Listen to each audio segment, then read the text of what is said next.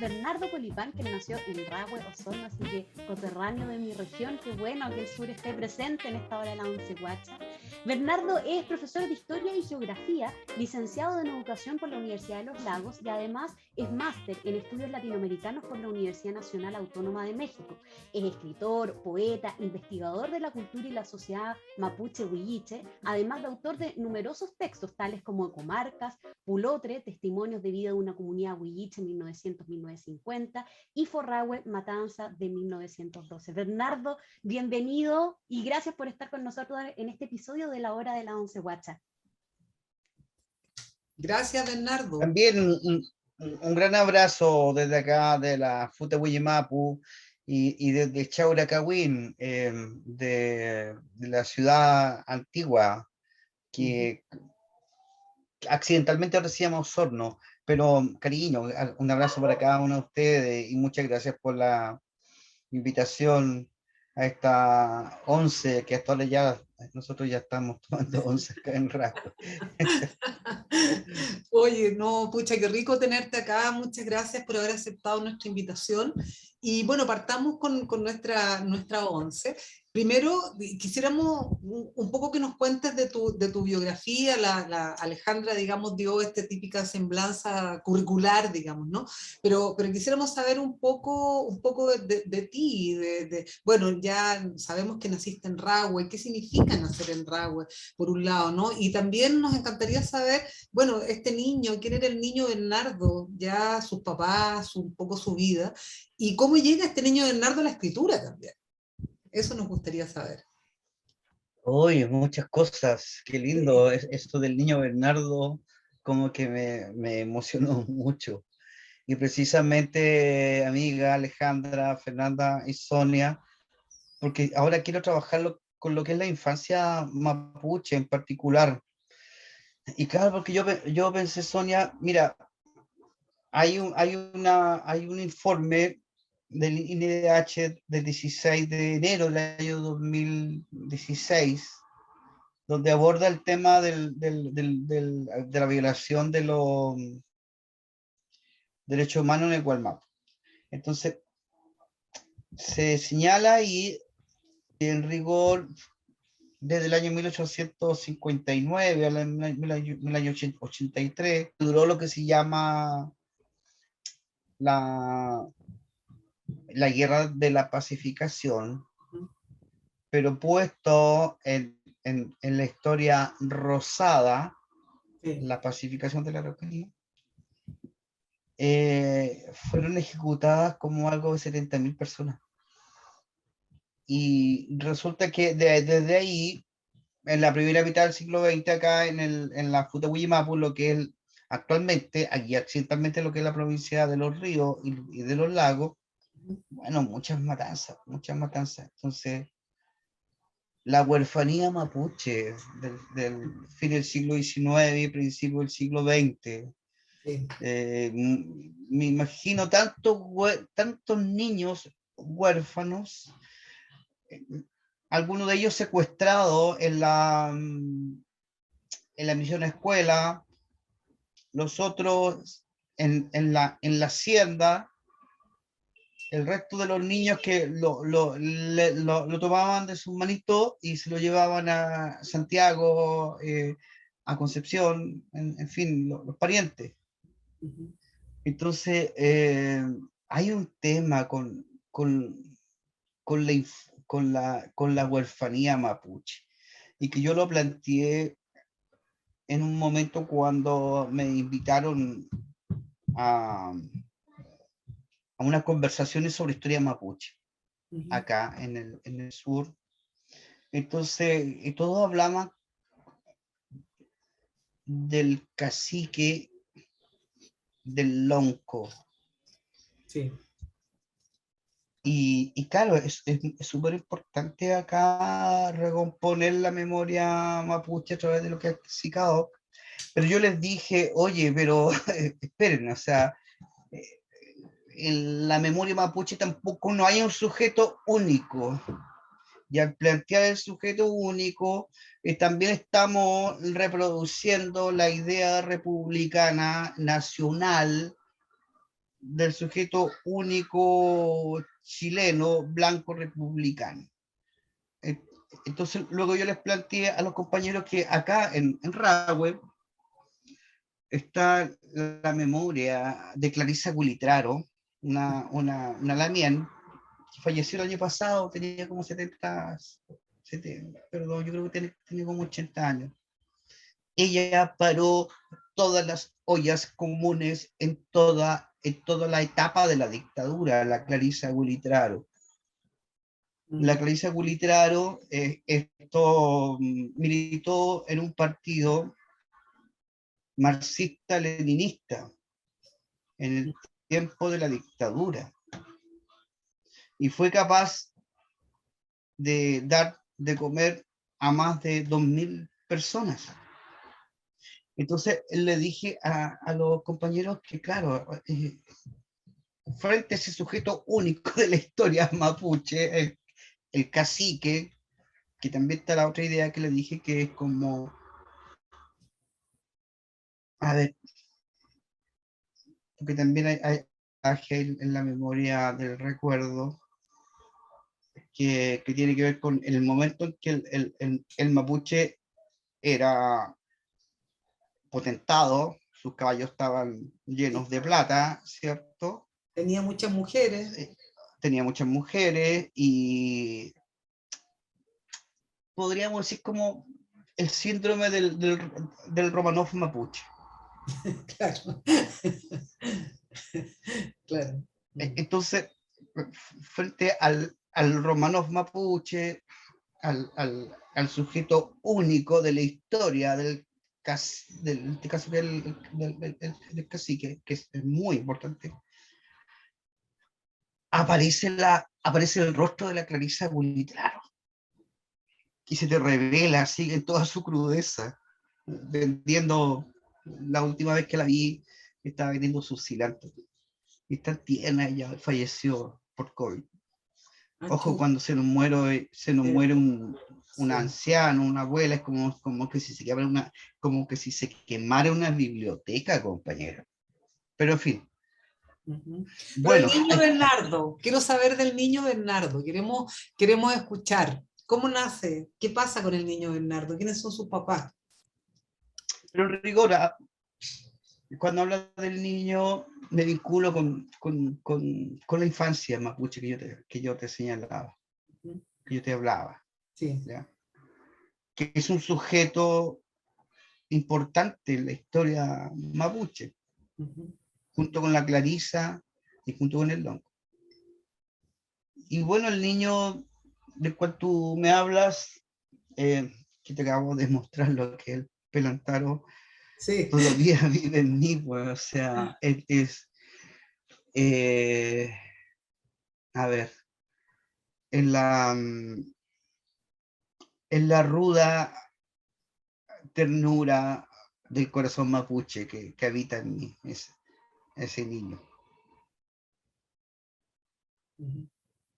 sí. Construye eso todavía, no se ha ido. En clave de ternura, porque ese niño que está en mí construye proyectos y programas de escritura y de acción política en clave de algo muy importante, que es lo que es la ternura. El modelo neoliberal se reproduce a través del odio, de la negación.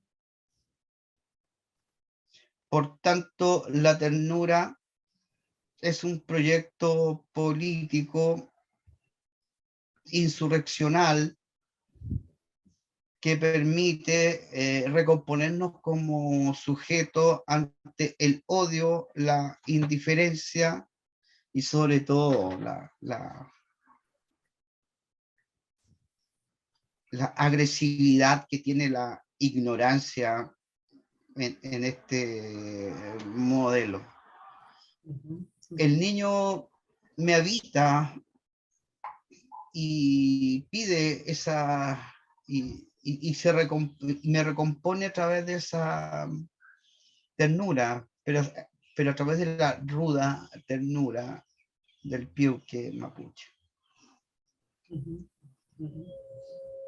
Y Bernardo, tu papi era mapuche, pero tu mamá no hay una, por ahí tienes unos textos, ¿no? Donde hablas un poco de eso, de tu madre con unos orígenes, Falleció el año pasado, ya. la Sol Rebeca Filgueira, Sí, pucha, falleció el 20 de noviembre. Y mm, fue ella la que una vez tomando mate me acercó y me dijo, tienes que buscar tus dioses, tienes que ir a San Juan de la Costa, pregunta al abuelito Huentillao, y me lo dijo al oído. La Sol Rebeca Filgueira, sí, ¿ya? sí, yo la conocí. Y no me lo dijo mi padre. Entonces, la construcción de mi cuerpo, de mi territorio, de mi memoria y de mi ternura mapuche, se la debo a la Sol Rebeca Filgueira, que en clave de lo que podríamos decir el, el, el, el, el el registro de pigmentación Sí, no era sí, mapuche, sí. era, es más, era portuguesa, según ella Claro, me decía. Por lo claro. tanto, dentro de la escala cromática, la mapuchitud no es algo que tenga que ver con con la pigmentación de la piel, sino más bien con una manera como mi madre se paró ante el mundo, la vida, y a partir de eso construyó un sentido. Entonces yo a través de mi madre, que fue, que me dijo, oye, tú eres mapuche, que tú la conociste, Sonia, Sí, yo y la conocí. yo entendí que yo era mapuche, pero entonces, pero también ahora entiendo que la mapuchitud no es una condición que tiene que ver con el nivel de pigmentación en la piel, sino una manera como tú te paras ante la vida y reconoces que existe una nación que tiene una matriz civilizatoria que es capaz de poderle dar sentido a tu vida en cuanto a ser humano o ser humana. Ujú, ujú. Claro, absolutamente. Sí, absolutamente. Absolutamente. ¿Cuándo empiezas a escribir, Bernardo? A los 6 años, cuando me enseñaron, aprendí el silabario. Ajá, ajá. ¿Y empezaste a hacer poesía? Ah, bueno, y que sé que estoy con un tema de que acabo de terminar un libro sobre memoria, fotografía y territorio del eje Budi Saavedra. Ya. Y pienso en el silabario del ojo, ¿ya? Ujú, Y ujú. que es una manera como nos construyeron. Absolutamente. Y A todos y todas. claro, silabario del ojo. Eh, Claro. Claro, yo comencé, bueno, el silabario del ojo, después está el silabario hispanoamericano, donde yo aprendí a escribir. Y bueno, desde ahí yo me asiento y de ese silabario donde yo escribo, pues. Pero también desde la memoria de estos territorios, pues. O sea, nosotros somos cuerpos que portamos territorio, y los territorios son espacios que ensamblan muchos cuerpos. Entonces, en ese momento, cuando yo me di cuenta de que todo estaba ensamblado, mi primer libro lo publiqué el año 1994. Ujú, ujú. Técnicamente se podría decir que desde ahí eh, eh, ya figuro como escritor. Ujú, ujú. Oye, ¿y esta identidad de Rawet? Porque claro, pues seguramente para muchas de las personas que nos ven o escuchan ya no saben mucho qué pasa con la identidad de Rahue. Hay que conocer Osorno, hay que conocer esa historia para entender eso. No sé, cómo lo puedes tú definir? ¿Ya? ¿Cómo lo experimentaste también? Bueno, Osorno es una ciudad, a ver, ¿cómo decirte?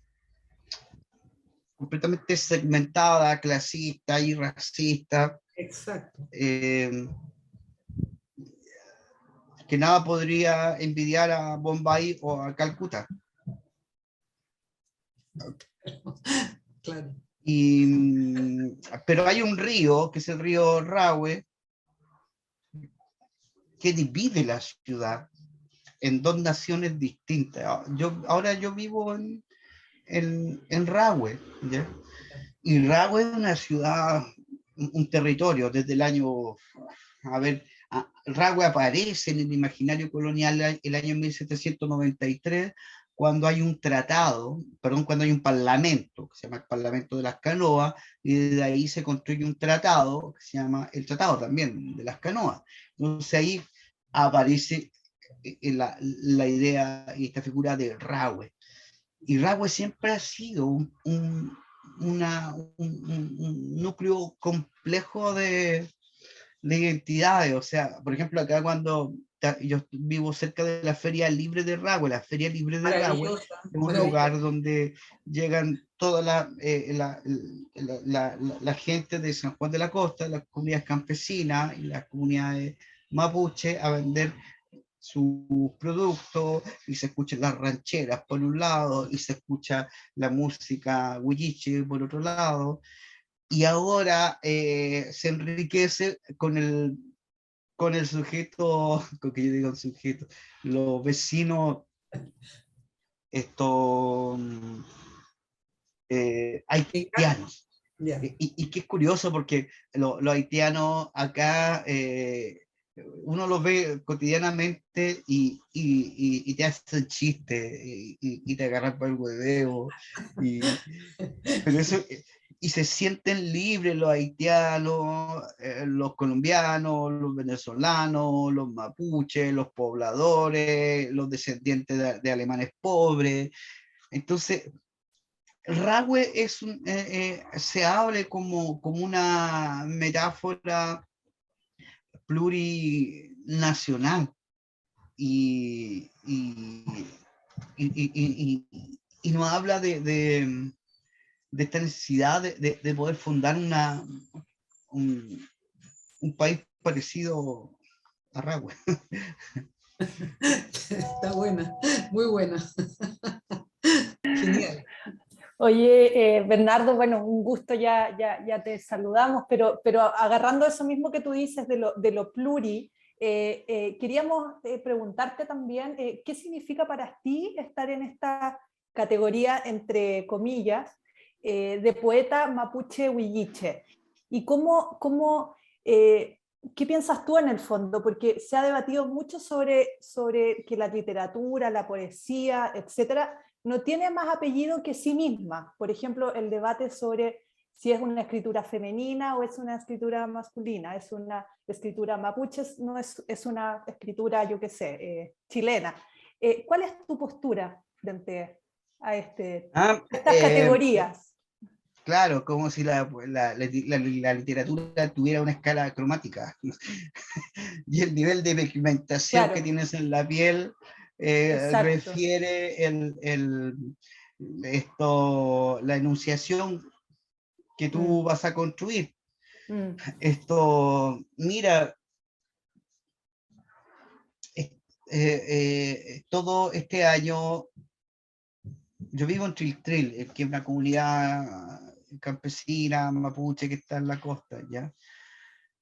Y desde allí hago mi trabajo, mi investigación, mi estudio, mi poesía. Entonces, y desde ahí, de Triltril, desde el sur del sur, me han invitado a seminarios, a coloquios, a conversaciones, en fin, como el de ahora, la 11. Entonces, lo que yo encuentro como raro es que una cosa es que te hayan puesto en una reducción del fin del siglo XIX en adelante, ¿ya? El pueblo mapuche estuvo en una reducción. Y otra cosa, que te hagan sentir como un sujeto reducido. Reducido, ¿no? Por lo tanto, cada vez que me invitan a seminarios, a coloquios, Bernardo habla de lo mapuche, como si yo no pudiera hablar de la De otra poesía cosa, china de la claro. Trinidad, como si yo no pudiera hablar, por ejemplo, de todas estas recetas que registrado y catalogado se ha hecho sobre la quinoa acá en el sector del sur de Chile. Como si yo no podría hablar del cultivo de la lombrices, que a mí me encanta mucho. Soy un lombricultor. Pero siempre me hablan. Tú, Bernardo, háblanos de los mapuche y me hace sentir como el sujeto reducido de siempre. ¿No será que es un poco el síntoma de nuestra época también? Que te catalogan de algo y de ahí es difícil que te saquen o que uno mismo salga de eso. Yo creo que tiene que ver un poco también con lo que dice un autor que a mí me gusta mucho, que lo leo mucho, que se llama Byung-Chul Han, que el año 2014 publicó un libro que se llama La sociedad del cansancio, ¿ya? Ese año, en noviembre, yo estaba dando unos recitales de poesía y Nutram, y conversaciones en Argentina, en un lugar que se llama Trelew, un pueblo súper chico. Y la única librería tiene el tamaño del cuarto donde yo estoy ahora. Pero tenía el libro de La sociedad del cansancio de Byung-Chul Han, ¿ya? En ese tiempo, en ese momento, el libro era un bestseller en América Latina, ¿ya? Acá en Chile el bestseller era Las 50 sombras de Grey. Claro. O sea, básicamente. Desde ahí, entonces Ahí estamos.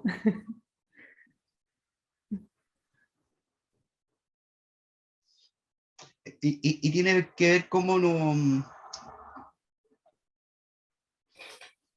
construimos, cómo nos hablamos, desde las ternuras,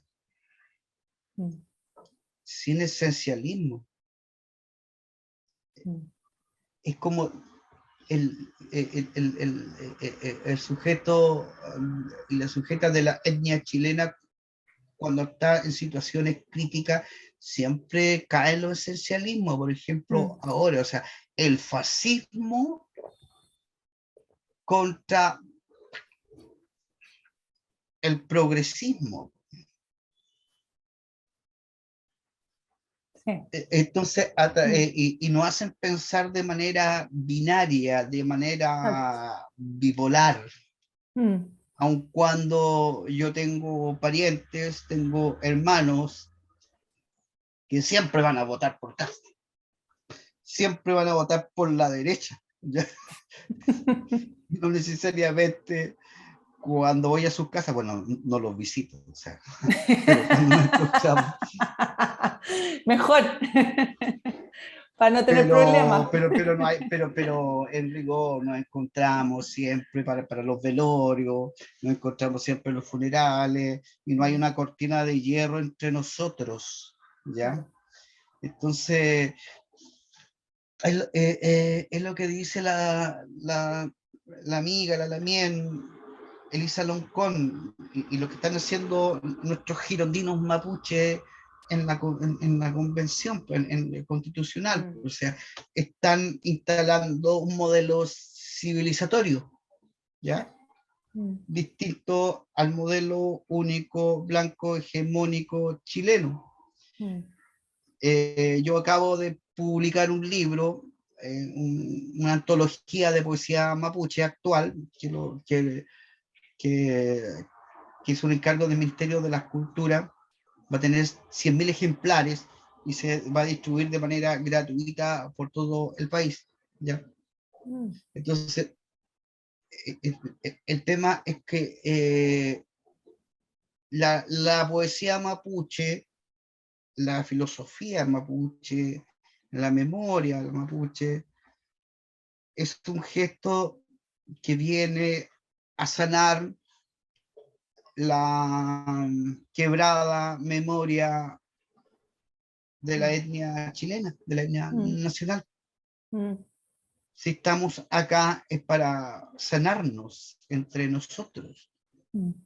El chileno y la chilena tienen todos sus mapas mentales completamente fracturados. Sí.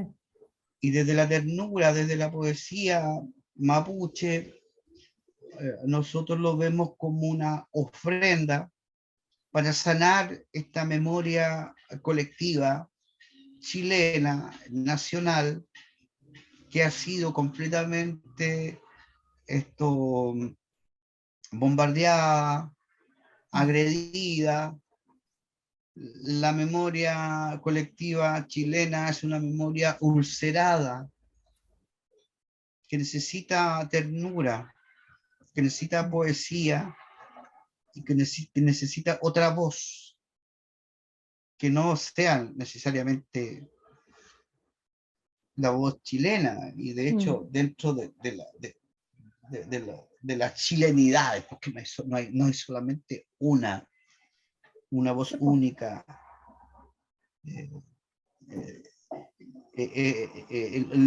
Lo que ocurre es que te han hecho sentir a través de este guión republicano, en donde se instala una blanquitud, como un programa, como un proyecto político, ideológico, confesional, que existe un sujeto único, blanco, masculino, con un Dios único, soltero, solterón, y masculino también. Entonces, cuando se escuchan las voces otras, nosotros estamos allí como ese pavimento que en algún momento se va a erosionar y se va a generar una fisura, y de esa fisura van a salir flores. Entonces, el trabajo de la poesía mapuche es que en rigor viene a sanar, ¿no? la cartografía mental del chileno. Lo que te quería preguntar, Bernardo, que era a propósito de lo que estabas hablando del tema de la memoria, y te quería preguntar por un texto que tú escribiste, Pulotre, Testimonios de vida de una comunidad huilliche 1900-1950. Si es que nos podías contar un poco qué te llevó a escribir este texto, y sobre todo en el marco de esta conversación que estamos teniendo, que tú mismo estás diciendo, donde hay un discurso de la historia blanqueada, digamos, única de los sujetos. Entonces, que nos pudieses contar un poco de ese trabajo que realizaste y cómo fue que lo hiciste, digamos, y qué te motivó a realizarlo. Bueno, el Pulotre lo escribí en un momento donde era joven, lleno de sueños proféticos. Ahora solamente tengo sueños proféticos. Y sí, o sea, era una manera de poder, o sea, desde la distancia. El Pulotre es un libro en donde la memoria siempre está vinculada al territorio, está como lo que dice la Lorena Capnal, está como acuerpada en el territorio, o sea, y recurre una imagen también de los Selknam, y hablan de las cordilleras invisibles, que todos ellos que decían que cuando fallecían, morían, todos los espíritus se ensamblaban y van formando unas cordilleras invisibles. Entonces luego, después de muchos años de haber escrito ese libro, yo me doy cuenta que claro, yo lo veo y es como un cerro, como un cuel de muchas memorias fragmentadas, erosionadas, que ahora están formando un cuel, un cerro, un montículo, y que es un libro que da cuenta de, de que al interior de la sociedad mapuche no existe un sujeto único y que está alejado también de los esencialismos y del odioso mapuchómetro. Y que habla de una sociedad de fines, la primera mitad del siglo XX, que es mapuche, pero que también vive, siente y tiene una pulsión no mapuche. Por tanto, el pulotre es una metáfora que nos permite darnos cuenta que somos personas habitadas por mundos otros, donde está lo mapuche, pero también los chilenos, pero también lo campesino. Y en el caso de acá de Osorno, si uno pudiera decirle a cualquier peñe, abuela, amigo mapuche, que mire para atrás en su genealogía y nos pueblan abuelas mapuches, abuelas campesinas, abuelas chilotas. Entonces, desde la distancia yo veo que el pulotre es un gesto, una manera de sentir cómo nos habitamos y cómo nos damos cuenta y sentimos que hay otros mundos que no están poblados.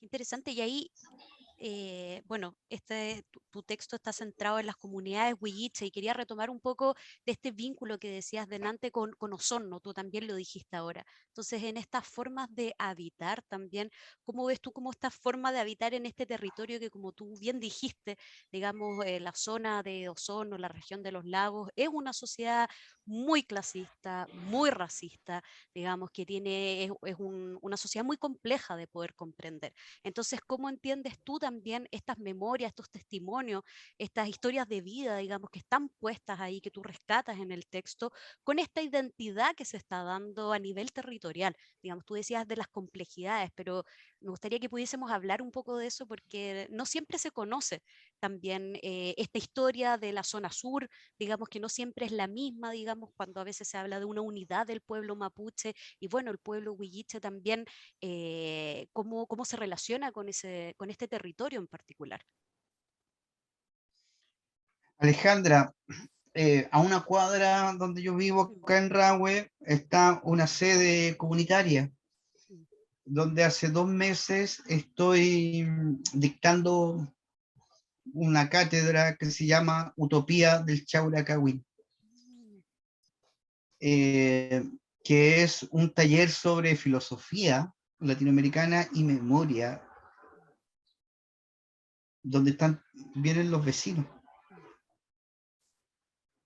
Y los vecinos hablan de filosofía, los vecinos hablan de memoria, y para mí es algo soñado hacer un taller de filosofía latinoamericana y de memoria, que se llama, imagínate, ya la palabra utopía ya tiene una carga, una densidad que no existe. Y la palabra Chauracawin, que es el antiguo lugar, entonces que es otra cosa, que tampoco existe. Entonces, wow, para mí, en la que tú me estás planteando ha sido un tema completamente paradigmático.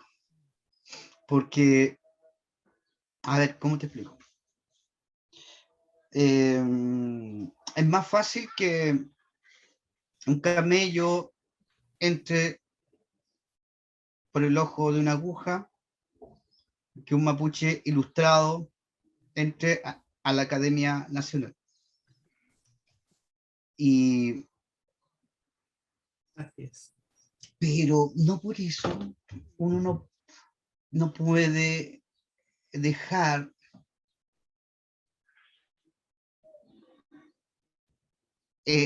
la acción del conocer, de la poesía,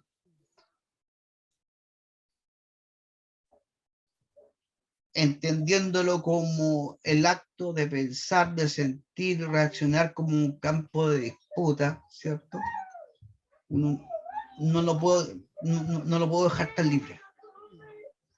Entonces, desde ahí, desde Osorno y desde Rahue, uno también se puede recomponer como un sujeto. La semana pasada anduve en la ciudad, te juro, la capital más sureña que he conocido del mundo. Estuve en Santiago.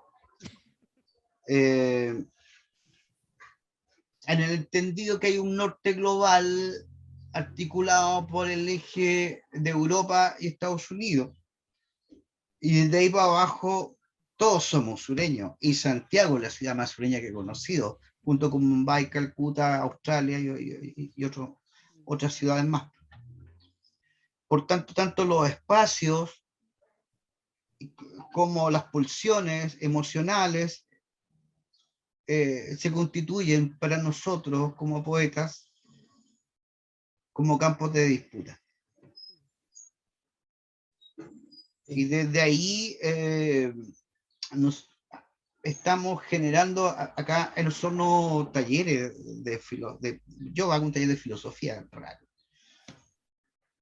Y comencé con 5 personas, no, 6, y hay 15 personas y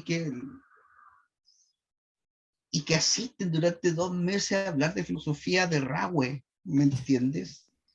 De filosofía de Rahue, o sea, es como mi grupo cautivo que yo tengo. Si en algún momento yo quisiera ser un pastor evangélico, tengo mi grupo de ahí de apoyo. Ya tienen los fieles. Claro, tiene la oveja ya el Claro. pastor. Claro.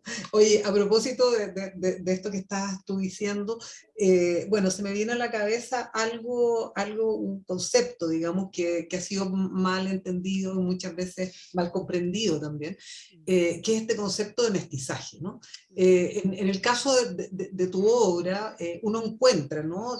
Digamos, una serie de intertextualidades, de cruces, de cosas que se meten, que salen, que entran, que es lo mapuche, pero que también es esto que tú llamas lo ilustrado, digamos, ¿no?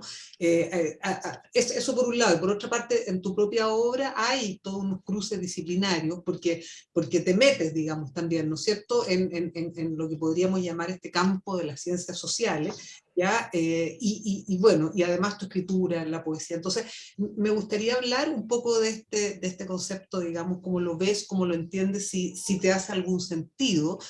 Me refiero, digamos, al mestizaje conflictivo. No estoy hablando del mestizaje Villalobos, digamos, de blanqueamiento, ¿no? Sino que estoy hablando de esto que nos atraviesa, que no solamente atraviesa al mundo mapuche, atraviesa a esta, comillas, chilenidad también, ¿no? Que se asume o no asume, digamos, ¿no es cierto?, también el cruce. Entonces, ¿cómo lo vives tú, digamos, ¿no? O cómo lo piensas, ¿no? Este concepto. Mira, de vivencia. Yo acabo de terminar estoy terminando un libro de fotografía del eje Budi Saavedra, siglo XIX, siglo XX, y trabajo la triangulación de memoria, de territorio y de imaginario, ¿ya? Entonces, ese libro lo trabajo con amigas que son diseñadoras.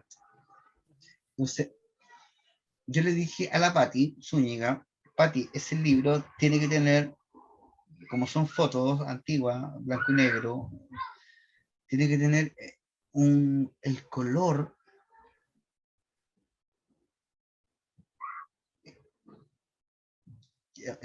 que llegaron las tejedoras mapuches para representar el negro. Y resulta que lo negro no existe para las huitralfe, para las tejedoras mapuches.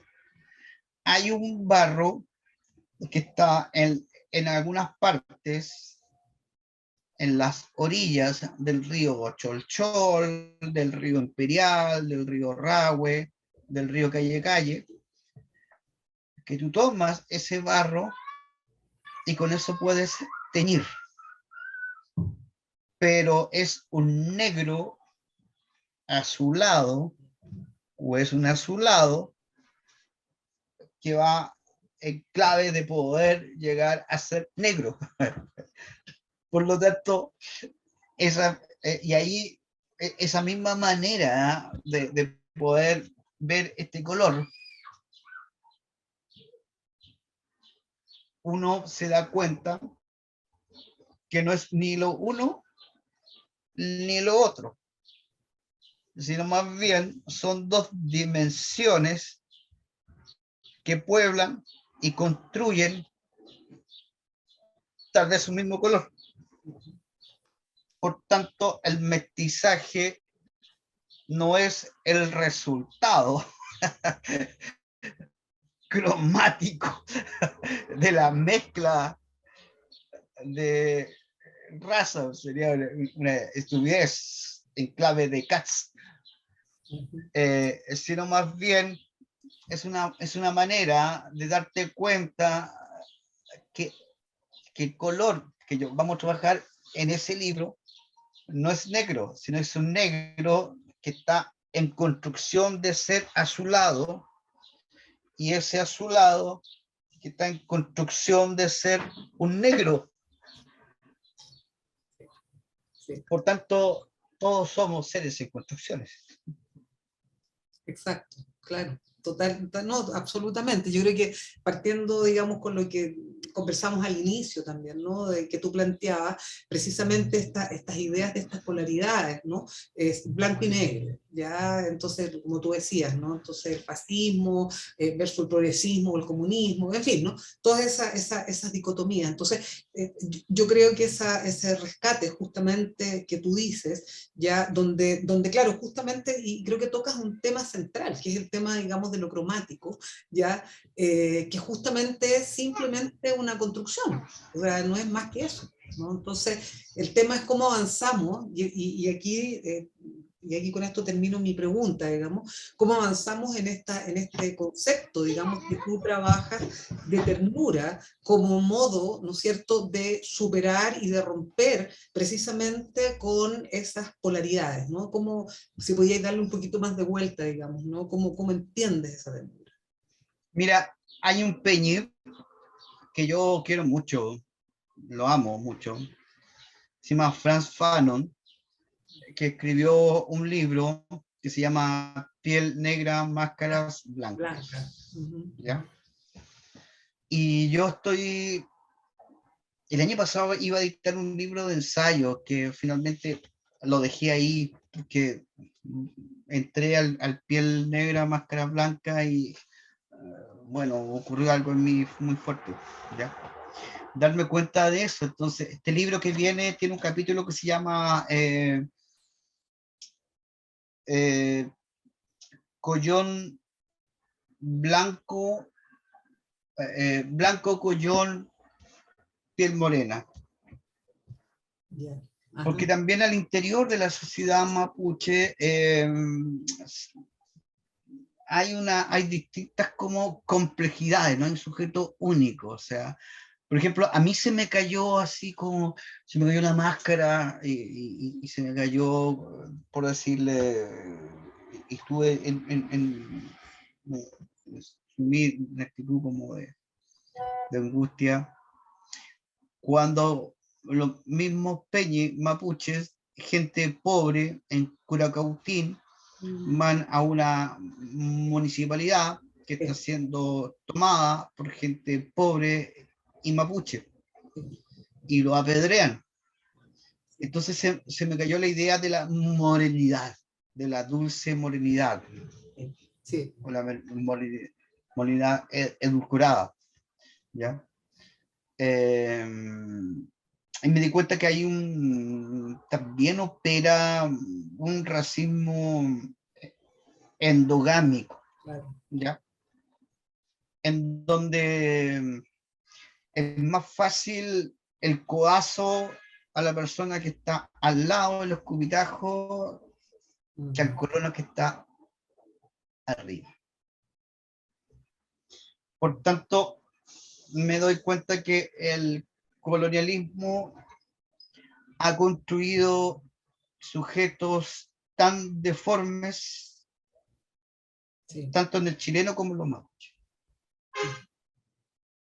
Sí. Tú escribiste además un texto súper bueno, digamos, sobre ese episodio. Sí. Entonces, desde esa manera de poder complejizar la mirada, desde mi ojo subalterno, yo me doy cuenta, claro, o sea, que efectivamente hay muchas cosas que están pasando al interior de la sociedad mapuche, pero también de la sociedad chilena, y no nos perdamos. O sea, cuando ustedes convoquen a un mapuche, por favor, no pidan que hable sobre los mapuches, porque los mapuches pueden hablar de otras cosas más que de su orilla, ¿ya? Exactamente. Mm. Bernardo, estamos llegando a nuestro final de esta 11. Ha sido muy bonito y muy interesante poder escucharte y compartir contigo tantas cosas acá a la distancia de esta ciudad sureña y cada día más jungla. Y te queríamos preguntar si tú tomas 11 ahora y si recuerdas tus 11 de infancia, si nos puedes compartir un poco eso, porque es algo que le preguntamos a todas las personas que nos acompañan acá, dado nuestro nombre y nuestro fanatismo por las 11. El mantel era de lino, comprado ¿Ya? en una fábrica acá en La Unión, Claro. y era de color blanco. Mi mamá lo bordaba y cada uno teníamos una servilleta, también de color blanco. Nosotros somos 10 hermanos y mi mamá nos enseñó a bordar. Por lo tanto, cada servilleta que ocupábamos tenía que tener nuestro nombre. Y también todas los paños que se usaban en la casa, es decir, los paños de loza, las sábanas, eran del molino Rahue y del molino Grob. Y desde ahí hacíamos y bordábamos nuestras sábanas, nuestras fundas, ¿ya? Y siempre desde lo hegemónico nos vinculaban el molino Grob, el molino Rahue, como algo vinculado a la ternura de la infancia. Pero el molino Grob y el molino Rahue está directamente asociado con la instalación del monocultivo acá en el sur de Chile. Y esas mismas molineras, esos mismos proyectos extractivistas están directamente relacionados con la instalación del latifundio y la instalación del latifundio con las matanzas. Entonces, ese mantel bordado que nos enseñaron de manera hegemónica a vincularla desde la ternura, también está muy asociado con estas experiencias y realidades de despojos, y de muertes. Acá hubo la matanza de Forragüe, ejecutaron más de 30 personas. Sí, sí. Con la instalación del latifundio también se instaló también el trigo como sujeto único que desplazó a la quinoa. ¿Me entiendes?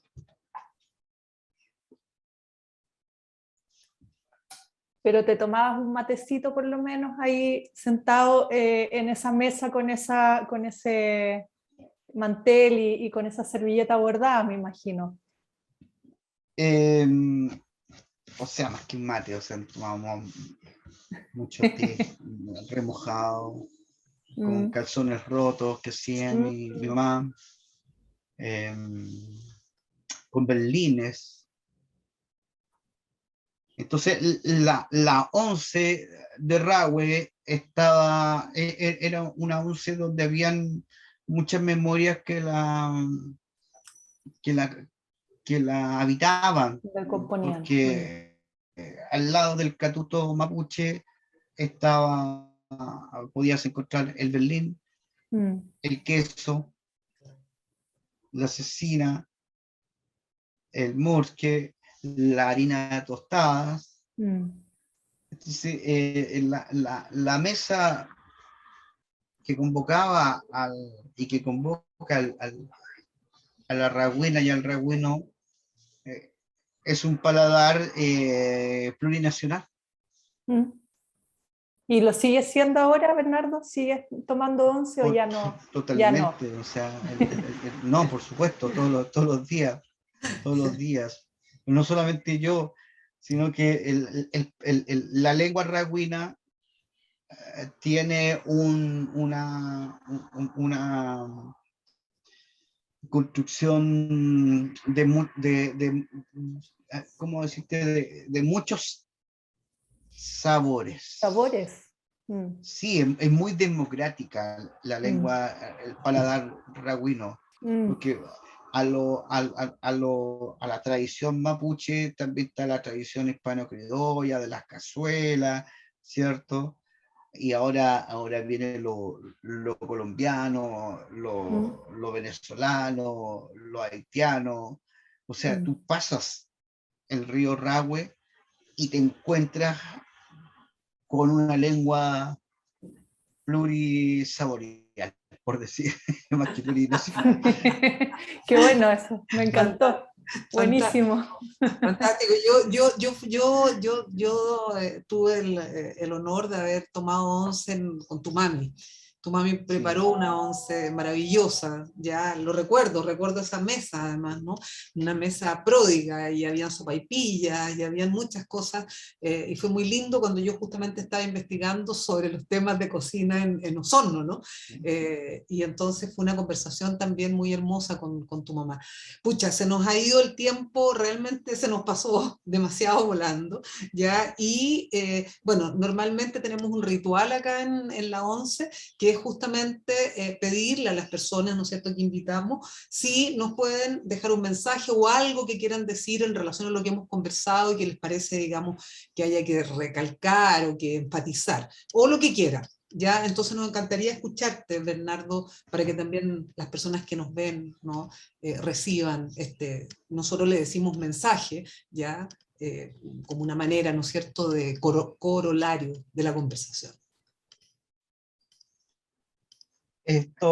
Quería compartir con ustedes la portada del libro que voy a editar, o sea, que vamos a editar ahora, pero creo que no se puede.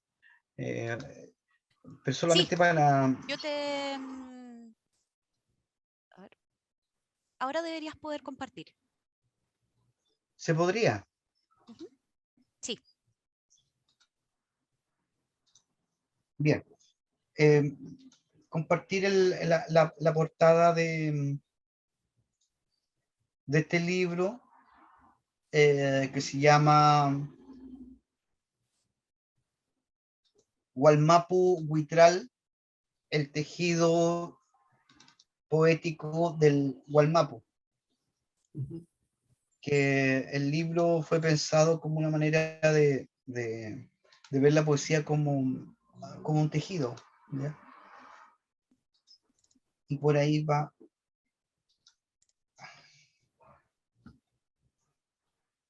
Ahí está. Qué lindo. ¿Se ve, cierto? Sí, Sí. hermoso. Ya, de ahí solamente voy a leer solamente un fragmento nomás. Ajá.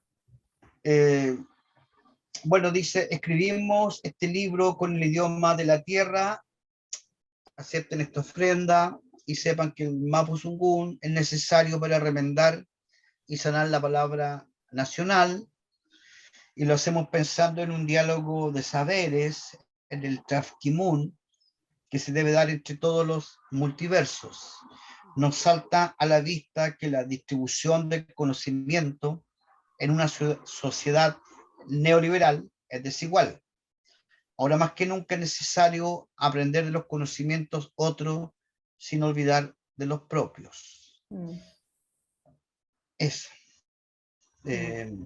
Maravilloso. Compartir estas reflexiones iniciales en este libro de poesía que va a circular de manera nacional y que tiene como propósito efectivamente suturar y remendar esta rasgada memoria colectiva de la identidad chilena. Maravilloso. Muchas gracias. Bueno, suena increíble que Consuelo Valdés haga el prólogo ya y se esté diciendo las cosas que se están diciendo ahí. Me parece un gesto interesante. Sí, de todas maneras. Bueno, lamentablemente ya llegamos al final de esta hora de la 11 Guacha y quisiéramos agradecerte profundamente, Bernardo, que nos hayas acompañado en esta conversación, que ojalá esperamos que se repita también, y vamos a estar muy ansiosas a la espera del que salga este texto. Ojalá esté en digital también, me imagino que si es del ministerio, quizás va a estar también en la biblioteca pública, en la misma página, ahí para poder conocerlo, poder leerlo y poder profundizar en esta pincelazo que nos pudiste mostrar. También, como siempre, quisiéramos agradecer a todos y todas quienes nos siguen en cada uno de nuestros episodios y que nos ven, nos escuchan en Spotify y en YouTube, que nos siguen en Instagram, nos dejan mensajes en las publicaciones, así que agradecerles siempre a todos y todas quienes nos siguen episodio a episodio. Y bueno, también, como siempre, Fernanda, Sonia, Bernardo, nuevamente agradecerte que nos hayas acompañado en esta hora de la 11 Guacha. Te mandamos un abrazo enorme al sur, grande. digamos, con mucho cariño, y que esperamos que Gracias. en algún minuto esto sea una 11 presencial, ahí disfrutando de las 11 osorninas y Rahue. en particular. Sí. Muchas gracias. Muchas gracias. Que estén Chao, bien, Bernardo. cuídense. Chao, Gracias. muchas gracias Chao. por la invitación, Chao, por que el estén muy bien. Chao.